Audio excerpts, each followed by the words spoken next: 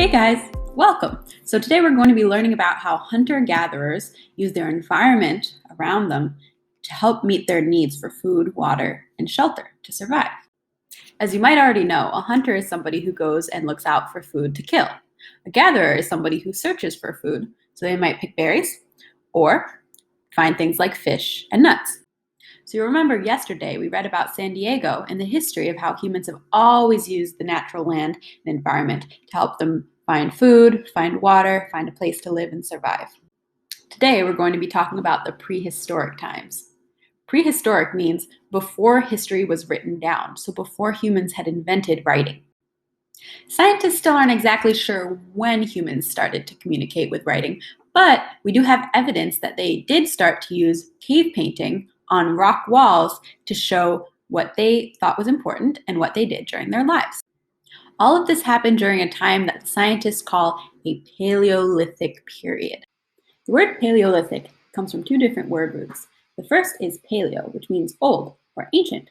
The second is lithic, which means stone. So if you put them together, you get Paleolithic, meaning old stone age.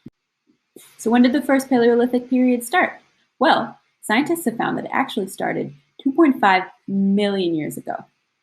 It was in Eastern Africa where humans made the first stone tools. Scientists call this time the early Paleolithic period.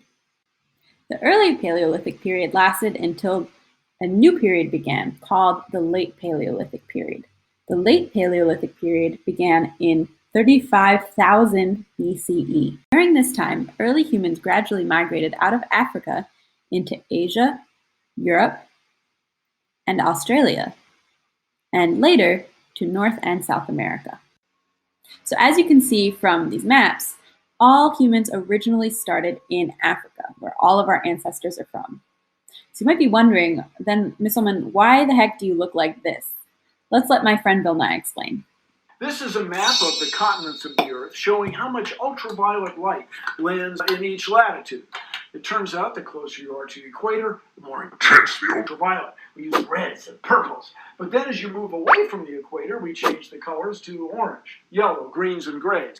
Now here's the same map of the same continent with just one color. And it turns out that everybody on Earth is descended from people that live here in Africa. And then as groups of us moved around the world, the color of our skin had to change. And here's why. Our skin is where we make vitamin D. If you don't get enough ultraviolet, you don't get enough vitamin D. But if you get too much ultraviolet, then you break down your folates. You have to have it in perfect balance. And because the ultraviolet varies, the color of our skin varies. And that's it, everybody. That's why we have different colored skin. But we're all one species. So to sum that all up, basically what Bill Nye is talking about is that when people first came from Africa, they had a lot of melanin in their skin, which protects your skin from the sun. But as people started to move into colder places, they didn't need as much melanin protecting their skin and keeping it dark. So people who have lighter skin have less sun protection, which is why we're more likely to get sunburn. So today you're going to look at life in the Paleolithic period. And because it was millions of years long, you're going to look at it in 2 points, in the early Paleolithic period and in the late Paleolithic period.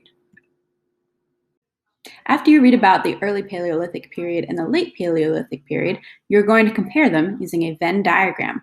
Remember, a Venn diagram means you are using the outside two boxes to compare what is different about the time periods, and you're using the middle box to show what is the same. As you read, you're going to think about 3 questions. First, how did the early and late Paleolithic people meet their needs? Second, what helped them to get shelter, food, water, and stay warm? Third, what natural resources did they hunt and gather? Good luck, and don't hesitate to message me with any questions you might have.